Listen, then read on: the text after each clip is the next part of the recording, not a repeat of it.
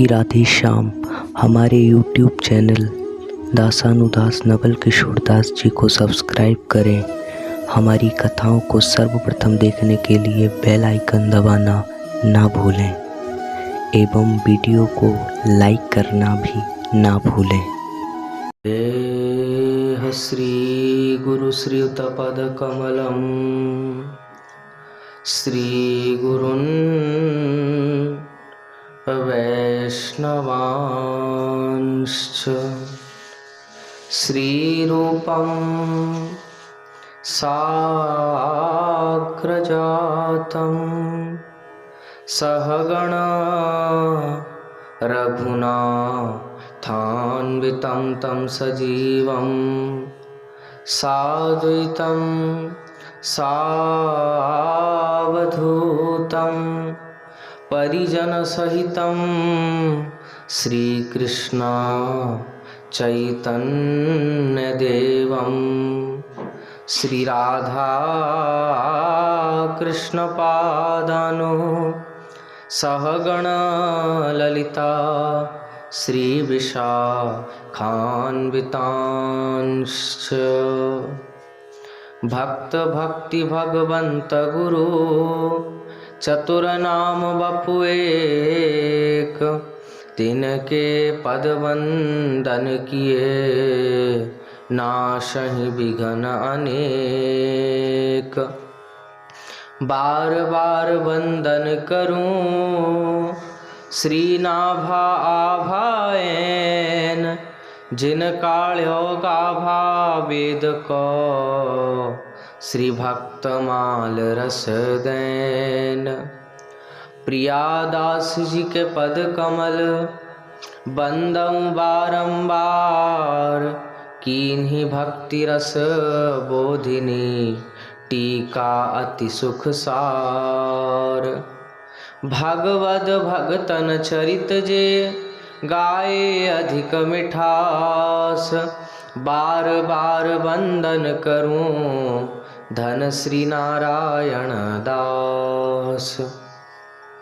हरि जी आय विराजिए सुनो कथा इतिहास तुम श्रोता भक्तमाल के तुम पद रज हम दास। चार जुगन के भक्त जे तिनके पद की धूर सर्वस सिर धरी राखी हों मेरी जीवन मूल। अज्ञानतिमिरान्धस्य ज्ञानाञ्जनशलाकया चक्षुरुन्मिलितं येन तस्मै श्री गुरुवे नमः। जय रूप सनातन भट्ट रघुनाथ श्रीजीव गोपाल भट्ट दास रघुनाथ। ए छय गुसाइर करी चरण वंदन जहाँ हईते विघ्ननाश अभिष्ट पुराण। भजनिताई गौर राधे श्याम जप हरे कृष्ण हरे राम। भजनिताई गौर राधे श्याम जप हरे कृष्ण हरे राम। भजनिताई गौर राधे श्याम जप हरे कृष्ण हरे राम। वाञ्छा कल्पतरुभ्यश्च कृपा सिन्धुभ्यैव च पतितानां पावनेभ्यो श्री वैष्णवेभ्यो नमो नमः। श्री गुरु चरण कमलेभ्यो नमो नमः। संत चरण कमलेभ्यो नमो नमः। श्री गुरु प्रेमानंदे निताई गौर हरि बोल। हरे कृष्णा हरे कृष्णा कृष्णा कृष्णा हरे हरे हरे राम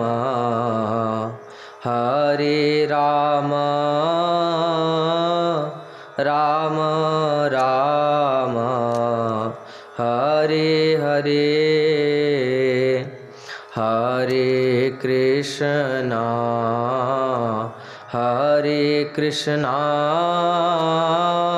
कृष्णा कृष्णा हरे हरे हरे राम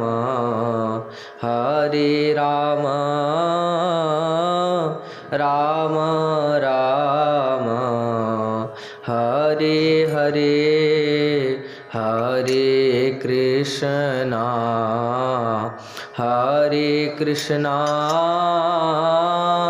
कृष्णा कृष्णा हरे हरे हरे राम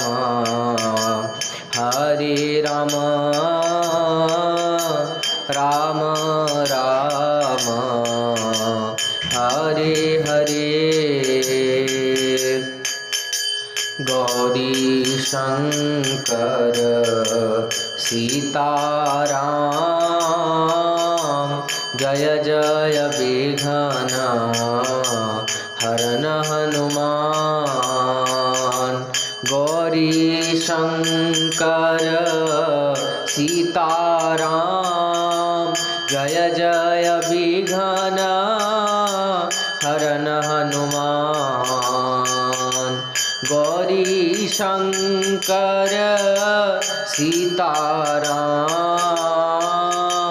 जय जय जगद गुरु हनुमान। जय जय श्यामा जय जय श्याम जय जय श्री वृंदावन धाम। जय जय श्यामा जय जय श्याम जय जय श्री वृंदावन धाम। अवध बिहारी सीताराम कुंज बिहारी श्यामा श्याम। अवध बिहारी सीताराम कुंज बिहारी श्यामा श्याम। नदिया बिहारी गोराचान। नदिया बिहारी नदिया नाथ। अवध बिहारी सीताराम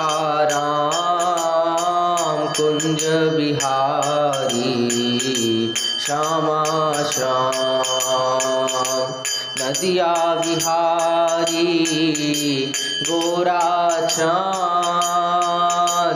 नदिया बिहारी गोराचान।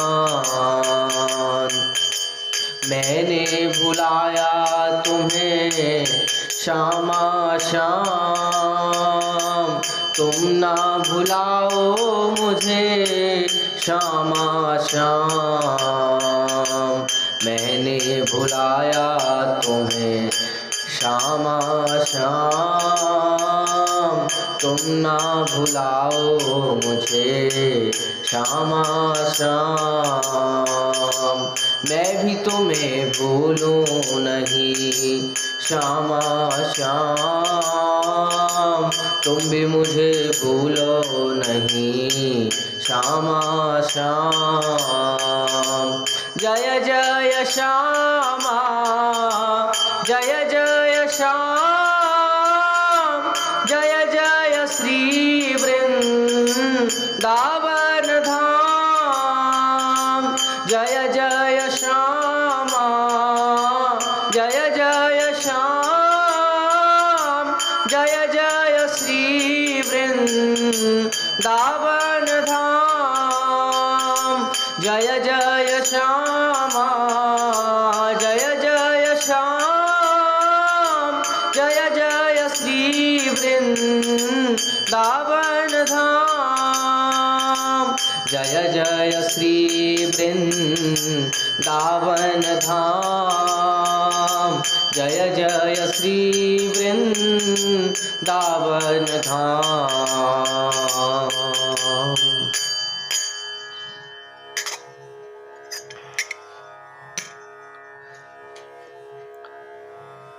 परम करुण पतित पावन अशरण शरण दीन बंधु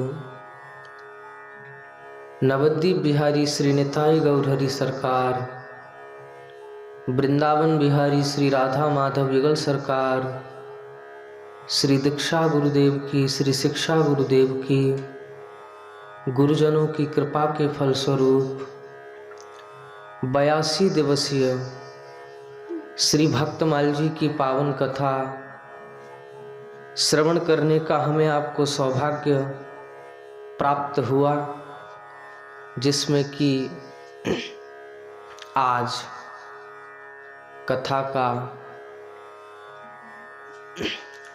82वां दिवस है एवं विश्राम का दिवस है।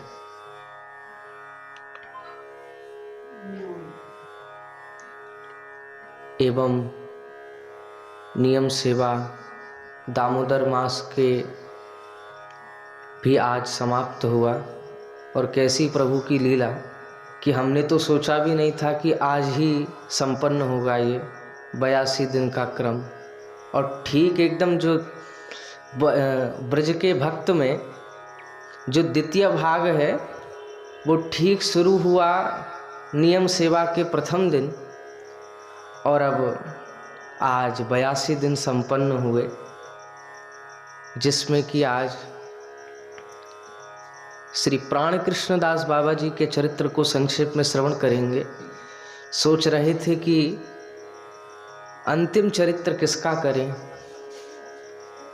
तो जिन डॉक्टर अवध बिहारी लाल जी के कृपा से हमने 82 दिवसीय श्री भक्तमाल जी को श्रवण किया, उन श्री डॉक्टर अवध बिहारी लाल जी कपूर जी के चरित्र को ही शेष में श्रवण करेंगे। श्री प्राण कृष्णदास बाबा जी को स्मरण मात्र करें, जो कि कालीदह वृंदावन के हैं। यह वृंदावन का परिक्रमा मार्ग है कालीदह, जहाँ बीच बीच में भिकमंगे बैठे हैं। जो यात्री इधर से निकलते हैं उनसे ये पैसे मांगते हैं, कोई कोई इनके पीछे पड़ जाते हैं, और जब तक कुछ ले नहीं लेते उनका पीछा नहीं छोड़ते हैं। यह 100 बरस से अधिक उम्र वाले हैं वृद्ध बाबा जी। कालीदह के निकट अपनी कुटिया से निकलकर यहाँ बैठे हैं, और वे यात्रियों से कुछ लेने के लिए नहीं, उन्हें कुछ देने के लिए यहाँ बैठे हैं। भिकमंगे जिस तरह यात्रियों से कुछ लेने को उनके पीछे पड़ जाते हैं, ऐसे ठीक प्राण कृष्णदास बाबा कुछ देने को उनके पीछे पड़ जाते हैं। पर इनका पीछे पड़ने का तरीका दूसरा है। ये किसी यात्री को आता देख करके, भले स्त्री हो पुरुष हो, वृद्ध हो बालक हो, उसे दंडवत करते हैं और कुछ प्रसाद ले जाने को कहते हैं। प्रसाद को मना कौन करता है? और जब वह प्रसाद देने निकट आते हैं तो उसे प्रसाद का कणिका देते हुए क्या कहते हैं? छल छलाते नेत्रों से उसकी ओर देखते हैं, प्रेम से देखते हुए विनय पूर्वक कहते हैं, भैया एक बार कृष्ण कथा सुनोगे? उस समय की इनकी भाव भंगी ऐसी होती कि उसे कृष्ण कथा में भले रुचि ना हो, कथा में रुचि ना हो तो भी कहना पड़ता कि हाँ सुनेंगे। फिर ये उसे कन्हैया की कोई मधुर कथा सुना करके और ऐसी छवि प्रस्तुत करते हैं जो जीवन भर के लिए उसके हृदय में आंक कर रह जाती है। कौन है यह वृद्ध बाबा जी, और इन्हें रास्ता चलते लोगों को कृष्ण कथा सुनाने की ऐसी क्यों पड़ी रहती है। अभी सुना कि यह कालीदह के प्राण कृष्णदास बाबा हैं और कृष्ण कथा में इनके प्राण बसते हैं, प्राण बसते हैं। यह कृष्ण कथा कहे या सुने बिना रह नहीं सकते, हम बिना रह नहीं सकते। पर कृष्णदास कविराज जी का गोविंद लीलामृत इन्हें पूरा कंठ है।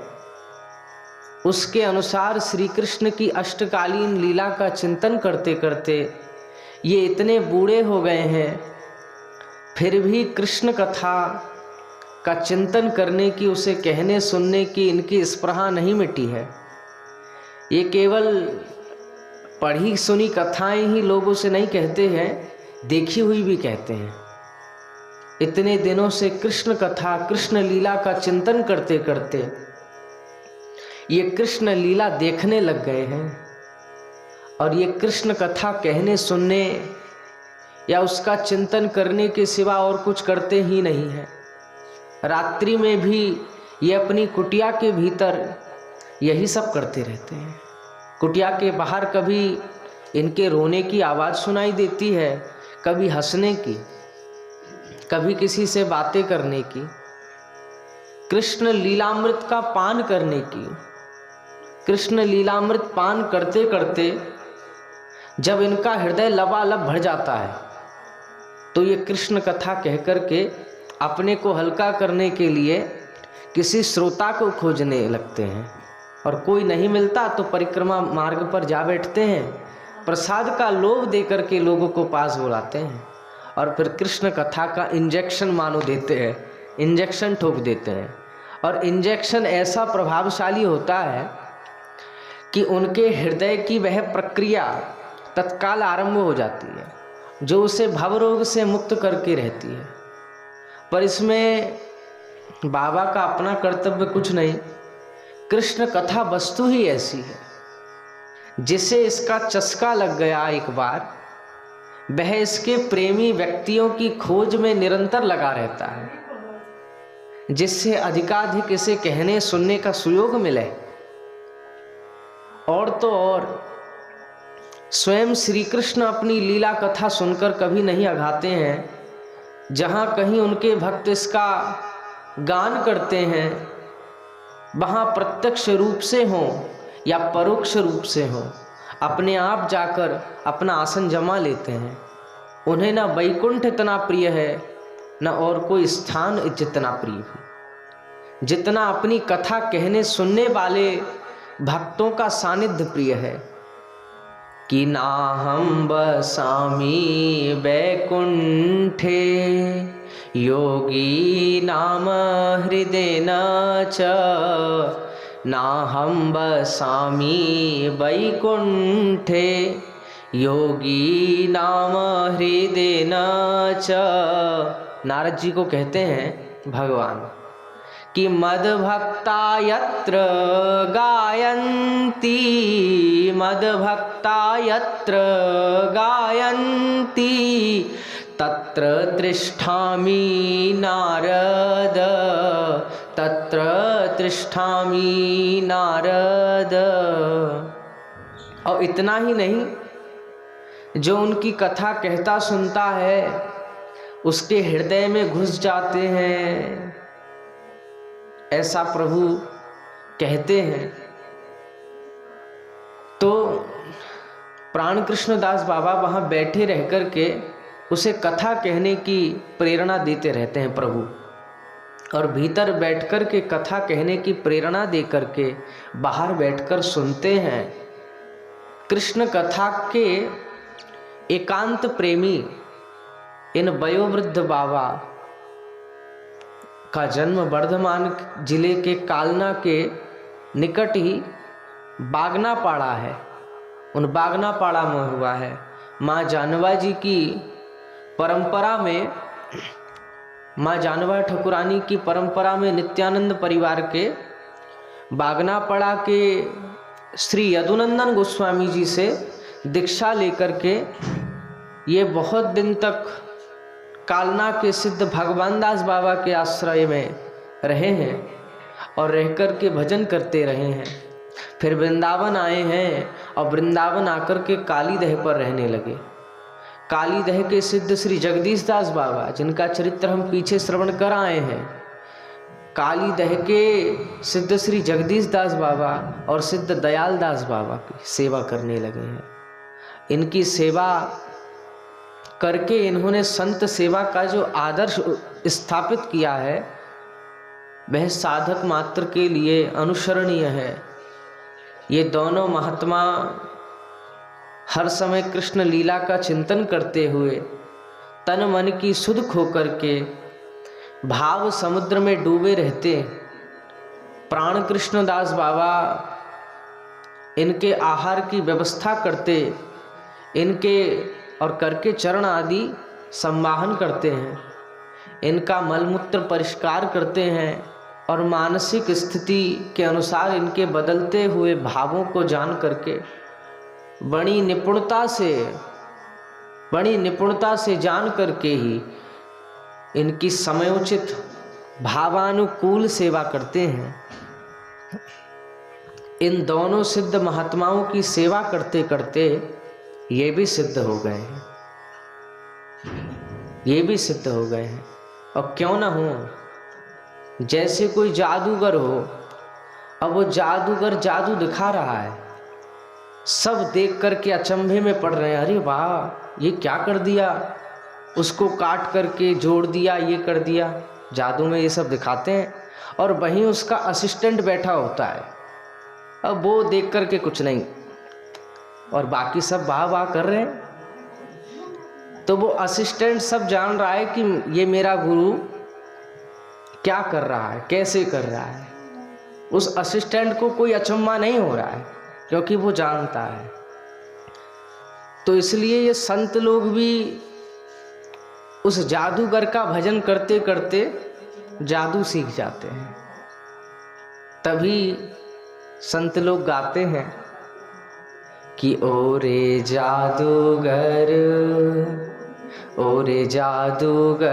श्याम तू बड़ोई जादूगर, ओ रे जादूगर श्याम तू बड़ोई जादूगर, तैने लूट लिए ओमा रमाहू के उर, तैने लूट लिए ओमा रमाहू के उर, ओ रे जादूगर श्याम तू बड़ोई जादूगर, तैने लूट लिए उमा रमाहू के उर, ओ रे जादूगर श्याम तू बड़ोई जादूगर, तूने लूट लिए ब्रह्मा शिव के उर, जादूगर जादू कर क्यों नहीं मोपे जादू कर, ओ रे जादूगर श्याम तू बड़ोई जादूगर। तो वो बहुत बड़ा जादूगर है। तो इन जादू की तरह भावानुकूल सेवा करते कालीदह के चारों ओर दूर दूर तक नित्य झाड़ू लगाया करते थे और मानसी सेवा में मंजरी रूप से निकुंज में झाड़ू लगाने की भावना किया करते थे। और झाड़ू लगाते लगाते बालक वृद्ध जो भी उनके सामने आ जाया करते उसे झाड़ू रख करके दंडवत किया करते। त्याग और वैराग्य से ये सिद्ध जगदीश दास बाबा की मानो प्रतिमूर्ति हो गए थे। यह इन दोनों से संबंधित एक दिन की एक विशेष घटना से प्रकट है। जगदीश दास बाबा के पास जो भेंट पूजा की सामग्री कोई दे जाता तो उसे वे स्वयं स्पर्श नहीं करते थे। प्राण कृष्णदास बाबा को उनकी आज्ञा थी उसका संग्रह करके समुचित ठाकुर वैष्णव सेवा में उसे लगा देने की। तो एक बार एक सज्जन एक लोटा, बाल्टी और 10 रुपए भेंट करके गए। तो प्राण कृष्णदास बाबा ने उसे उठा कर रख दिया और निकट में एक लोभी बाबा जी रहते थे। उन्होंने जगदीश दास बाबा से कहा, बाबा अरे यह सामान मुझे दे दो, बाबा ने सोचा प्राण कृष्ण दास बाबा से कहकर उन्हें दिलवा देंगे, पर वे भूल गए। तो 2-3 दिन बाद उस बाबा ने क्रुद्ध होकर के कहा, उनकी तरफ एक ईंट फेंकी। बाबा को लगी नहीं, पर उन्हें उस बात की याद आ गई। तो उन्होंने प्राण कृष्ण दास बाबा को बुलाकर कहा कि एक अपराध हो गया है, एक अपराध हो गया है। बोले क्या अपराध हो गया? बोले जो उन जटाजूटधारी महात्मा हैं, उन जटाजूटधारी महात्मा के प्रति अपराध हुआ है। उन्हें मैंने वहाँ लोटा और बाल्टी और रुपए देने को कहा था, जो एक सज्जन उस दिन दे गए थे ना, पर मैं भूल गया और उन्होंने कृपा दंड देते हुए इस ईंट फेंक करके इसकी याद दिलाई है, तो उन्हें सब दे देना चाहिए। प्राण कृष्ण दास बाबा ने कहा दे तो देना ही चाहिए, पर उनसे कुछ और भी अपनी कृपा का विस्तार करने की प्रार्थना करनी चाहिए। बोले कैसे? बोले जो भेंट यहाँ आती है उसे वहीं ले लिया करें, तो उनकी बड़ी कृपा हो, हमें माया के स्पर्श से अनायास ही मुक्ति मिले। हमें तो मधुकरी के सिवा और किसी की आवश्यकता है नहीं, और दर्शनार्थी भेंट दे दिया जाता है, दर्शनार्थी भेंट दे दिए जाते हैं, और दर्शनार्थी भेंट दिए बिना मानते नहीं। और जगदीश दास बाबा उनके उत्तर से बड़े प्रसन्न भये हैं। दोनों महात्माओं ने विचार करके एक युक्ति करी। दूसरे दिन उन महात्मा का निमंत्रण किया और प्रचुर परिमाण में संदेश, रसगुल्ले और रबड़ी आदि आदि भोग लगाए, भोग उन्हें खिलाए। जगदीश बाबा प्रेम से आलाप करते हुए उन्हें परोसते गए। प्राण कृष्ण दास बाबा पंखा करते गए। जगदीश दास बाबा प्रेमालाप करते करते बोले महाराज मुझसे भूल हो गई, उसके लिए मुझे क्षमा करें। मुझे लोटा बाल्टी और रुपए उसी दिन पहुंचा देने थे, पर आप जानते हैं मैं व्यवहार में कितना अकुशल हूँ, इन बातों का ध्यान मुझे बिल्कुल नहीं रहता। उसी समय प्राण कृष्ण दास बाबा ने लोटा बाल्टी और रुपए ला करके महात्मा के सामने रख दिए। जगदीश दास बाबा ने हाथ जोड़ करके आगे कहा एक प्रार्थना और है। बोले हम वृद्ध हैं तो भी आपके बालक हैं, आप हमारे पिता हैं, हम आप ही के संरक्षण में रहकर यहाँ भजन करते हैं। हम इतने दुर्बल हैं कि किसी समय माया के चपेटे में आ सकते हैं हम, और आप तो सर्वसमर्थ हैं, सामर्थ्यवान हैं। माया को तो आपने कमंडलू में रख करके सुख की नींद सो सकते हैं आप कमंडलू यहाँ रख दिया करें, और दर्शनार्थी अपनी भेंट इस कमंडलू में डाल दिया करेंगे। आप नित्य रात्रि में उसे उठा लिया करो, तो इस प्रकार हमें माया का स्पर्श नहीं होगा और इसे ऐसी भूल भी हमसे होने की संभावना नहीं रहेगी जिसके लिए आपको दंड देना पड़े। अब महात्मा तो चुप रहे, ये बिल्कुल चुपचाप पर सुनते रहे। लज्जा से उनका सिर नीचा हो गया, माने पश्चाताप की अग्नि उनके हृदय में धधक उठी, जलने लगी। नेत्रों से अश्रु टपक करके उन्होंने बाबा की प्रार्थना का उत्तर दिया, मुख से कुछ भी नहीं कह सके। लोटा बाल्टी और रुपए छोड़ करके सिर नीचा किए और अपनी कुटिया को चले गए। उस दिन रात को उन्हें नींद नहीं, दूसरे दिन से वे न रहे और सदा के लिए दोनों बाबाओं के सच्चे सेवक और संरक्षक बन गए। प्राण कृष्ण दास बाबा के संबंध में श्री हरिदास दास जी ने गौड़ीय वैष्णव जीवनी में लिखा है कि रागानुगा भजन का उनका प्राणों की आहुति भरा एक उपदेश सर्वसाधारण के हृदय को स्पर्श किए बिना नहीं रहता। रागानुगा भजन की बात सब कहना उचित नहीं समझते, सब में उसे कहने की शक्ति भी नहीं होती, पर वे सभी को श्री गुरु प्रणाली और श्री गुरु रूपा सखी के अनुगत भजन करने का उपदेश देते रहे और एक लीला तक का स्मरण करने की बात कहते।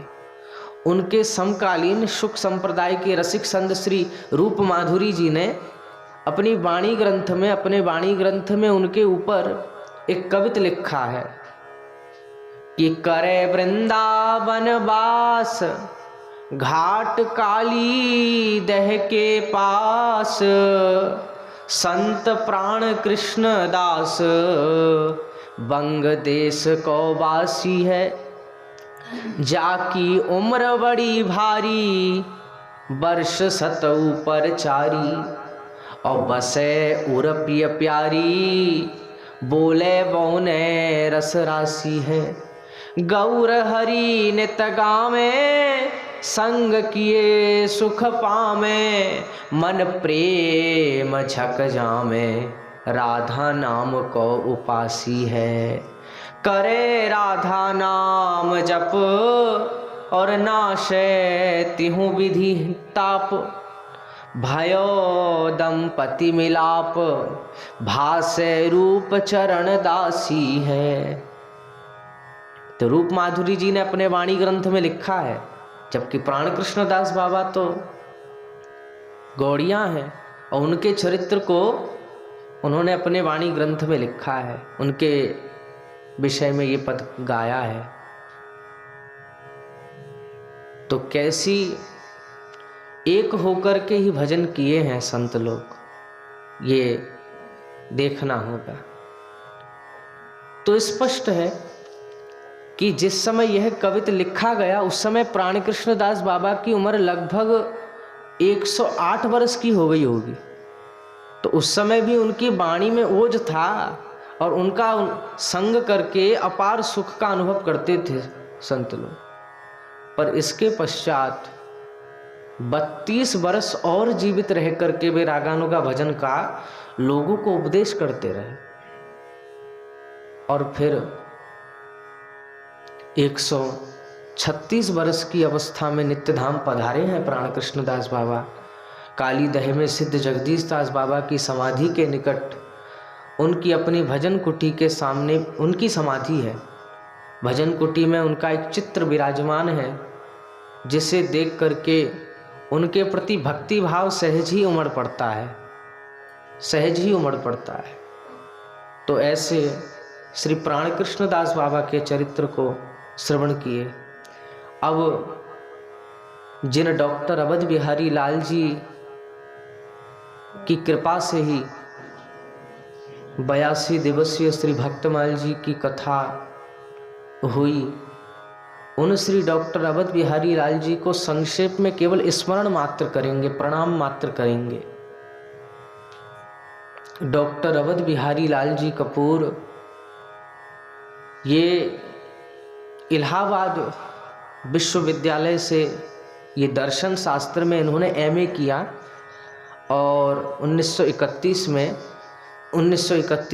ये इनका जन्म हुआ सन 1908 में, और 1931 में ये इलाहाबाद विश्वविद्यालय में क्रमशः रिसर्च और भी कार इंजीनियरिंग करके इन्होंने रिसर्च फेलो रहने के पश्चात डॉक्टर ऑफ फिलोसॉफी की डिग्री प्राप्त करी इन्होंने। और सन 1938 में कुछ समय BR कॉलेज आगरा में स्नातकोत्तर दर्शन विभाग के अध्यक्ष रहने के पश्चात ये चुने गए। UPSC क्लास में और कार्यरत रहे, और स्नातकोत्तर में दर्शन विभाग के अध्यक्ष और उप प्रधानाचार्य माने प्रधानाचार्य के रूप में राजकीय कॉलेज ज्ञानपुर वाराणसी में, तथा प्रधानाचार्य के रूप में राजकीय कॉलेज रामपुर में राजकीय सेवा से निवृत्त हुए सन 1967 में। इस बीच अपने दर्शन शास्त्र और मनोविज्ञान आदि विषयों से संबंधित कई ग्रंथों की रचना भी की। सन 1967 से प्राय अनवरत जुटे रहे हैं भक्ति साहित्य के सृजन में। आपने बहुत से बहुमूल्य और सार गर्भी ग्रंथों की रचना करके भक्ति साहित्य को जैसा समृद्ध किया, वह सर्वथा प्रशंसनीय है। डॉक्टर अवध बिहारी लाल जी कपूर को 9 अप्रैल 2001 में ब्रजरज प्राप्ति हुई है। डॉक्टर अवध बिहारी लाल जी कपूर ने अपने गुरु श्री 108 श्री बाबा गौरांग दास जी महाराज के रमण रेती स्थान, गौरांग दास बाबा का चरित्र याद है ना, हमने 3 दिवस पर्यंत श्रवण किया था। उन श्री गौरांग दास बाबा के कृपा पात्र हैं डॉक्टर अवध बिहारी लाल जी कपूर, तो उनके ही कृपा पात्र हैं। बाबा श्री गौरांग दास जी महाराज के रमणरेती स्थित आश्रम में ही शरीर छोड़ा और उनके द्वारा सृजित सभी ग्रंथ पहले की तरह आज भी उपलब्ध हैं और यथावत उपलब्ध होते हैं। जो कि बंगला में जिन ग्रंथों को जो थे, चरित सुधा और भी इत्यादि ग्रंथ, हरिदास दास जी की गौड़ीय वैष्णव जीवनी में से ही ब्रज के भक्त को किया गया हो, तो ऐसे उन सब ग्रंथों को हिंदी में प्रकाशित करना डॉक्टर अवध बिहारी लाल जी कपूर जी ने बीड़ा उठाया और आज हम आप श्रवण कर पा रहे हैं। तो ऐसे डॉक्टर अवध बिहारी लाल जी के चरणों में बार बार प्रणाम करते हैं और ऐसी ही प्रार्थना है कि प्रेम भक्ति प्रदान करने की हमें योग्यता प्रदान करें और ठाकुर जी के प्रति हमारी भक्ति उत्तर उत्तर वृद्धि को प्राप्त हो। श्रीमद् भागवत जी, महाप्रभु जी का यश, श्री गौर कथा इत्यादि ग्रंथों को कह करके हम जीवन को सफल कर पाएं, ऐसी ही प्रार्थना है। कहिए डॉक्टर अवध बिहारी लाल जी कपूर जी की जय हो। तो ऐसे 82 दिवसीय श्री भक्तमाल जी की श्रृंखला पूर्ण हो रही है। भगवान जैसे भक्ति से पकड़ में आते हैं वैसे और किसी साधन से नहीं। भक्ति प्राप्त होती है भक्त महात्माओं के संग से, और आज के युग में भक्त महात्माओं का संग अति सुलभ है। उनका संग करने का एकमात्र उपाय है उनके चरित्रों का अध्ययन, मनन और चिंतन। गुरुजनों संतों से हम श्रवण करेंगे तो हम जान पाएंगे कि कैसे उन ग्रंथों में क्या लिखा है, तभी समझ पाएंगे। जैसे कि रामचरितमानस में एक चौपाई में लिखा है ना, ढोल गवार शूद्र पशु नारी शकल ताड़ना के अधिकारी। तो अब उसका गलत अर्थ अनेकानेक लोग लगाते हैं कि इन सब से मानो गोस्वामी जी कहे हो सबको ताड़ना करना है, ऐसा नहीं। इसकी व्याख्या भी संतों ने करी है। तो महापुरुषों के मुख से श्रवण करने से ही कल्याण होगा। ऐसे भक्त महात्माओं का संग करने का एकमात्र उपाय यही है। उनके चरित्रों के माध्यम से घर बैठे भी उनका संग हम कर सकते हैं। आजकल तो कितने साधन हैं। तो इस ग्रंथ का उद्देश्य है, और 100 ब्रज के भक्त में 137 भक्तों के चरित्रों का संग्रह है, जिसमें से हमने तो केवल 82 दिन का संकल्प लिया, तो इन 82 दिवसीय भक्तमाल जी को ही श्रवण किए। आगे फिर द्वितीय माला भी होगी कभी, तो उसमें हम बाकी के चरित्रों को भी श्रवण करेंगे। कुल 137 भक्तों के चरित्रों का संग्रह है। ब्रज में श्री कृष्ण का माधुर्य पूर्णतम है। यहाँ वे ब्रजाधीश नहीं, मोर पिच्छधारी वंशीधारी ब्रज गोपाल हैं। यहाँ वे सर्वेश्वर सर्वस्वतंत्र होते हुए भी ब्रज के गोप गोपिकाओं के प्रेम के सर्वथा अधीन है। प्रेमियों ने जो बनाया बन गए, अब प्रेम के बंधन में मोहन बंध गए, और उनके साथ नित्य नई रसमयी लीलाओं में संलग्न है। यहाँ के भक्तों के चरित्र भी उसी ब्रज रस में रचे पचे अति मधुर आकर्षक और भक्तों के लिए अति प्रेरणादायक है, अति प्रेरणादायक है।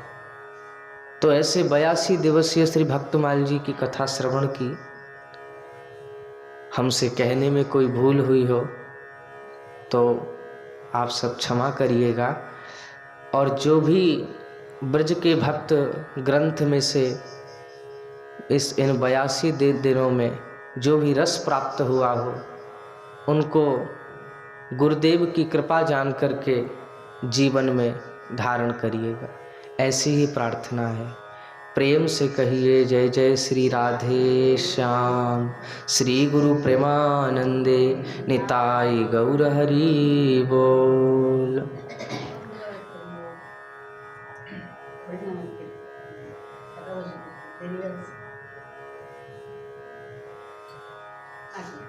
महत्वटा करें एवं देव उत्थान एकादशी के महिमा को संक्षेप में श्रवण करें। भगवान श्री कृष्ण ने कहा कि हे अर्जुन, तुम मेरे बड़े ही प्रिय सखा हो। हे पार्थ, अब मैं तुम्हें पापों का नाश करने वाली तथा पुण्य और मुक्ति प्रदान करने वाली देवोत्थान एकादशी की कथा सुनाऊंगा। तुम श्रद्धा पूर्वक श्रवण करो। इस विषय में मैं तुम्हें नारद और ब्रह्मा जी के बीच हुए वार्तालाप को सुनाता हूँ। एक समय नारद जी ने ब्रह्मा जी से पूछा कि हे पिताजी, प्रबोधिनी एकादशी के व्रत का क्या फल होता है? आप कृपा करके मुझे यह सब विधान पूर्वक बताएं। ब्रह्मा जी ने कहा कि हे पुत्र, कार्तिक माह के शुक्ल पक्ष की प्रबोधिनी एकादशी के व्रत का फल, जिसको देव उत्थान कह रहे हैं, देव उत्थान एकादशी के व्रत का फल 1 सहस्र अश्वमेध तथा 100 राजस्व यज्ञ के फल के बराबर होता है। नारद जी ने कहा, हे हित, एक संध्या को भोजन करने से, रात्रि में भोजन करने तथा पूरे दिन उपवास करने से क्या क्या फल मिलता है? कृपा करके सुविस्तार समझाइए। तो ब्रह्मा जी ने कहा कि हे नारद, एक संध्या को भोजन करने से 2 जन्म के तथा पूरे दिन उपवास करने से 7 जन्म के सभी पाप नष्ट हो जाते हैं। और जिस वस्तु का त्रिलोकी में मिलना दुष्कर है, वह वस्तु भी प्रबोधिनी यानी कि देव उत्थान एकादशी के व्रत से सहज ही प्राप्त हो जाती है।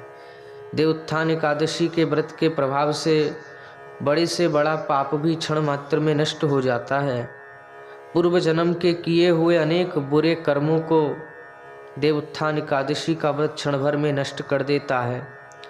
जो मनुष्य अपने स्वभाव अनुसार देव उत्थान एकादशी का विधान पूर्वक व्रत करते हैं, उन्हें पूर्ण फल प्राप्त होता है। हे पुत्र, जो मनुष्य श्रद्धा पूर्वक इस दिन किंचित मात्र पुण्य करते हैं, उनका वह पुण्य पर्वत के समान अटल हो जाता है। जो मनुष्य अपने हृदय के अंदर ही ऐसा ध्यान करते हैं कि देव उत्थान एकादशी का व्रत करूँगा, केवल स्मरण करते हैं, सोचते हैं, उनके बोले 100 जन्मों के पाप नष्ट हो जाते हैं। जो मनुष्य देव उत्थान एकादशी को रात्रि जागरण करते हैं, उनकी बीती हुई तथा आने वाली 10 पीढ़ियाँ विष्णुलोक में जाकर वास करती हैं और नरक में अनेक कष्टों को भोगते हुए उनके पितृ विष्णुलोक में जाकर सुख भोगते हैं। हे नारद, रक्त बहाव आदि विकट पाप भी देव उत्थान एकादशी के दिन रात्रि को जागरण करने से नष्ट होते हैं। देव उत्थान एकादशी को रात्रि को जागरण करने का फल अश्वमेध आदि यज्ञों के फल से भी ज़्यादा होता है। सभी तीर्थों में जाने तथा गो स्वर्ण भूमि आदि के दान का फल देव उत्थान के रात्रि के जागरण के फल के बराबर होता है। और हे पुत्र, इस संसार में उसी मनुष्य का जीवन सफल है जिसने देवोत्थान एकादशी के व्रत द्वारा अपने कुल को पवित्र किया है। संसार में जितने भी तीर्थ हैं तथा जितने भी तीर्थों की आशा की जा सकती है, वह देवोत्थान एकादशी का व्रत करने वाले के घर में रहते हैं। प्राणी को सभी कर्मों को त्यागते हुए भगवान श्री हरि की प्रसन्नता के लिए कार्तिक माह की देवोत्थान एकादशी का व्रत अवश्य करना चाहिए। जो मनुष्य इस एकादशी व्रत को करता है वह धनवान, योगी, तपस्वी तथा इंद्रियों को जीतने वाला होता है, क्योंकि एकादशी भगवान को अत्यंत प्रिय है। इसके व्रत के प्रभाव से मनुष्य जन्म मरण के चक्कर से मुक्त हो जाते हैं। इस एकादशी व्रत के प्रभाव से कायिक, वाचिक और मानसिक तीनों प्रकार के पापों का शमन हो जाता है। इस एकादशी के दिन जो मनुष्य भगवान विष्णु की प्राप्ति के लिए दान, तप, होम, यज्ञ आदि करते हैं, उन्हें अनंत पुण्य की प्राप्ति होती है।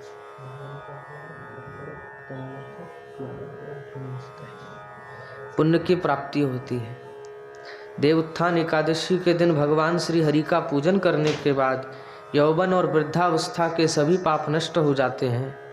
इस एकादशी की रात्रि को जागरण करने का फल सूर्य ग्रहण के समय स्नान करने के फल से सहस्र गुना ज़्यादा होता है। मनुष्य अपने जन्म से लेकर जो पुण्य करता है वह पुण्य देवोत्थान एकादशी के व्रत के पुण्य के सामने व्यर्थ है।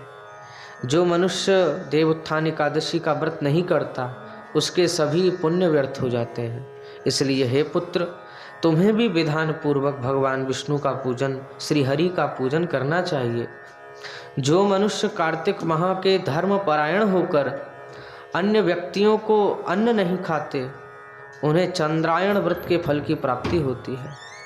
कार्तिक माह में प्रभु दान आदि से उतने प्रसन्न नहीं होते जितने कि शास्त्रों की कथा सुनने से प्रसन्न होते हैं।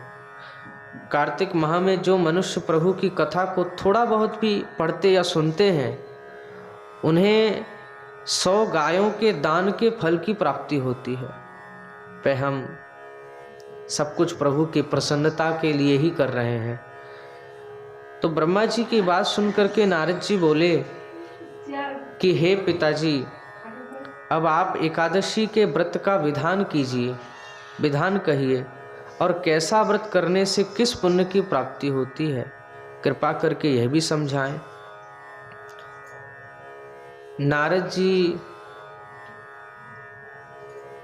जी की बात सुन के ब्रह्मा जी बोले कि हे पुत्र, इस एकादशी के दिन मनुष्य को ब्रह्म मुहूर्त में उठ जाना चाहिए और स्नान आदि से निवृत्त होकर के व्रत का संकल्प करना चाहिए।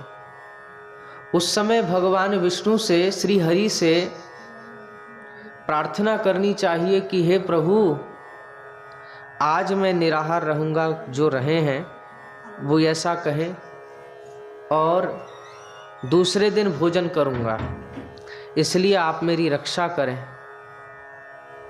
इस प्रकार प्रार्थना करके भगवान का पूजन करना चाहिए और व्रत प्रारंभ करना चाहिए। उस रात्रि को भगवान के समीप गायन, नृत्य, बाजे तथा कथा कीर्तन करते हुए रात्रि व्यतीत हो सके तो बहुत सुंदर है।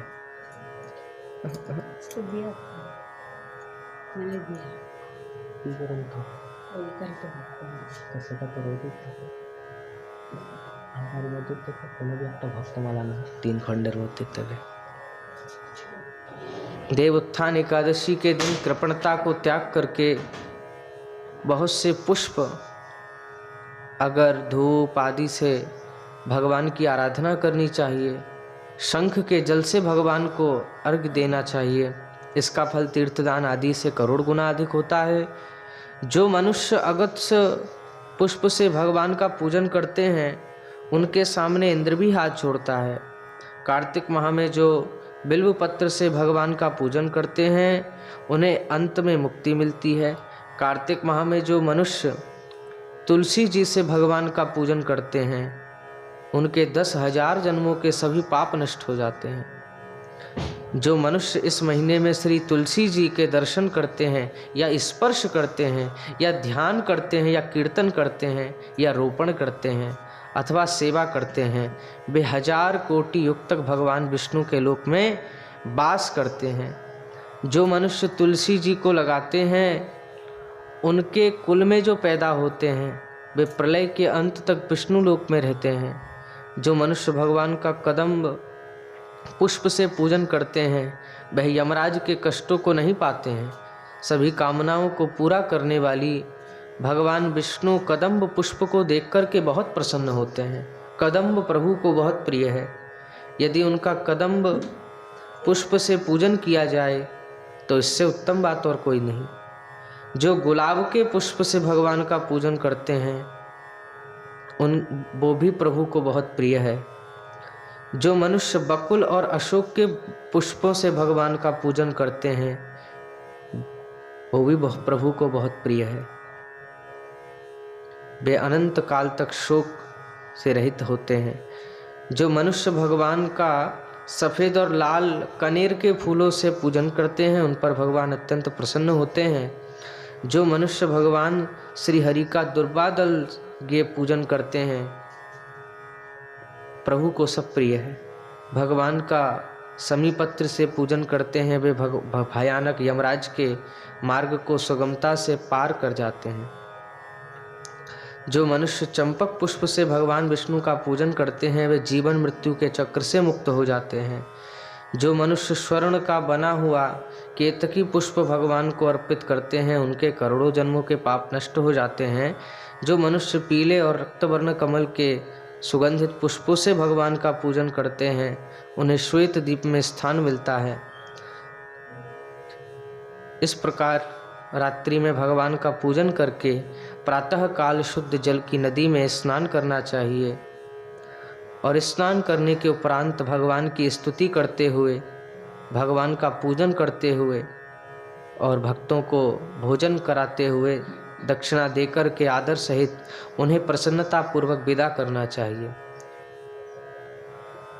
और इस प्रकार अनंत महिमा कही गई है। वेद अध्ययन, तपस्या व त्याग की दृष्टि से चातुर्मास्य का नियम अति महत्वपूर्ण है। भगवान श्री हरि की भक्ति में लीन होने के लिए यह समय अति उत्तम होता है। गृहस्थ व्यक्ति भी चातुर्मास में भगवान श्री हरि की भक्ति का पूरा लाभ उठाते हैं। तो ऐसे आज देव उत्थान एकादशी है। कहिए देव उत्थान एकादशी की जय हो।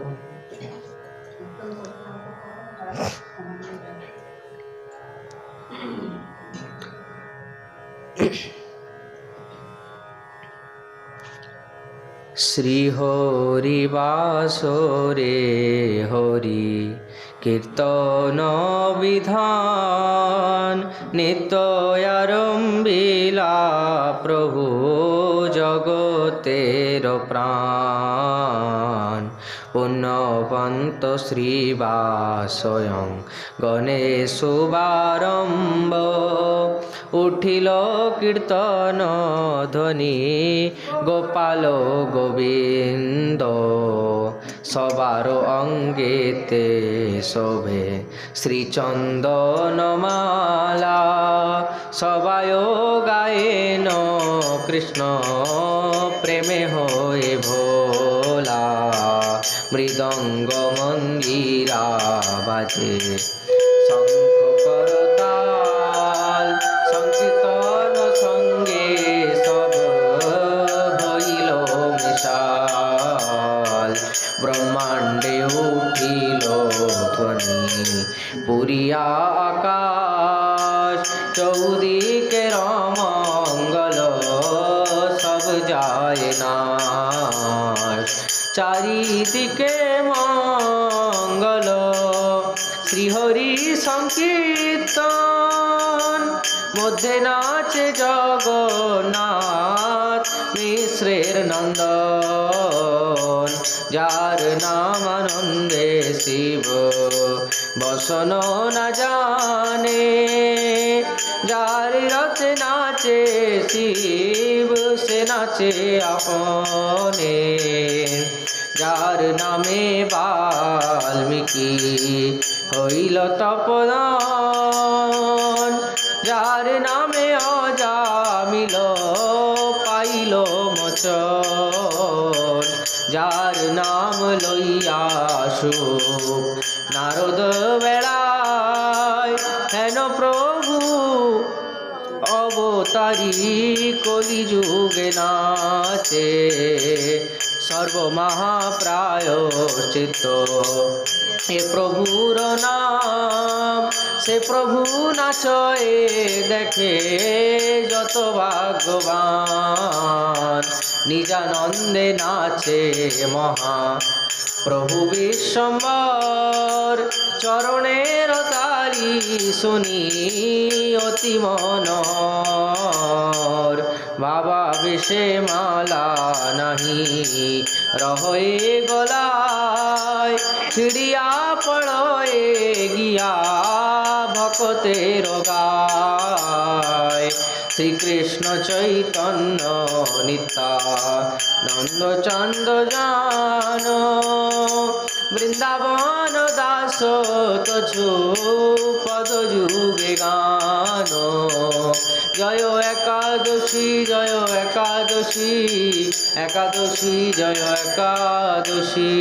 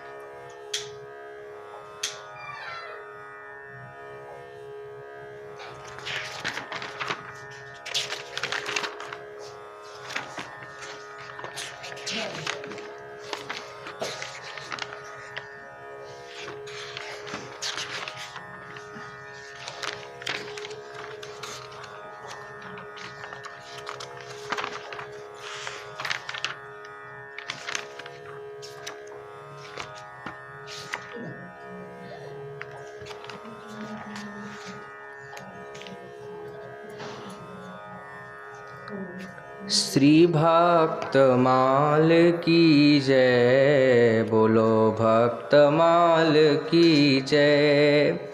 श्रवण पठन पाठन करी, सुफल जन्म की जय।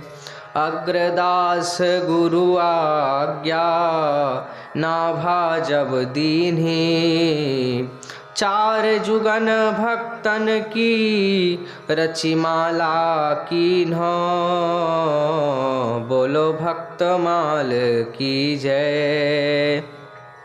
भक्त भक्ति गुरु भगवत, एक तत्व जानो, हरि से भाव अधिक हिया, संतन प्रतिमान। भक्तन की हरि महिमा, निज मुख ते बरनी, भक्तमाल जग जीवन, भवसागर तरनी। यथा भक्त भगवान के चरित सदा गावे, तथा चरित भक्तन के गोविंद ही भावे। भक्ति स्वरूप माल दीन, समुझी न नर पावे। सुनत भक्ति रस बोधिनी, हृदय तुरत आवे। कामादिक दुख दारिद, यमदूत ही भागे। महाविद्या निशि महा, सोवत जन जागे। ज्ञान विराग प्रकाशक, मुक्ति भुक्ति दाता। भक्तमाल की आरती, रास प्रिया गाता। भक्तमाल की आरती, रास प्रिया गाता। गोविंद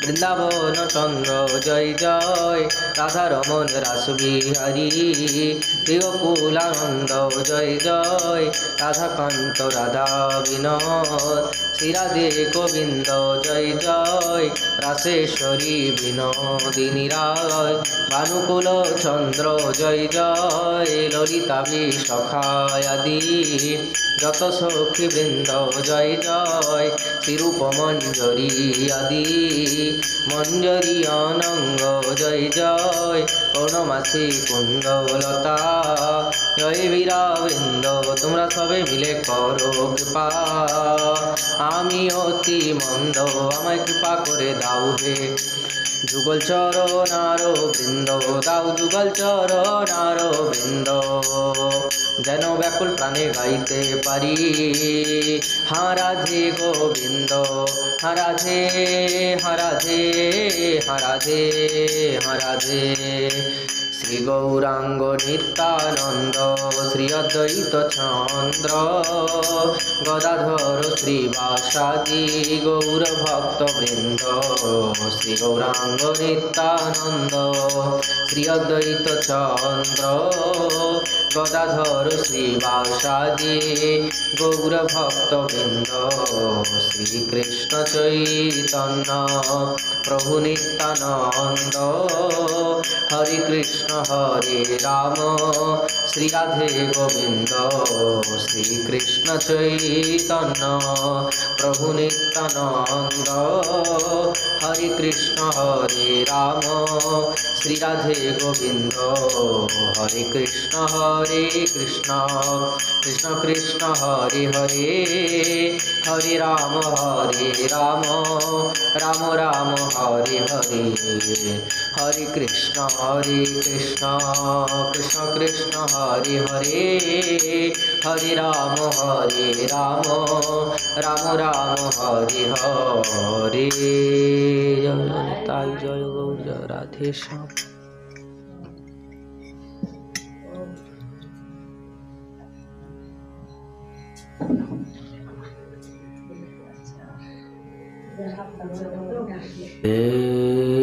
श्री गुरु श्रीयुत पद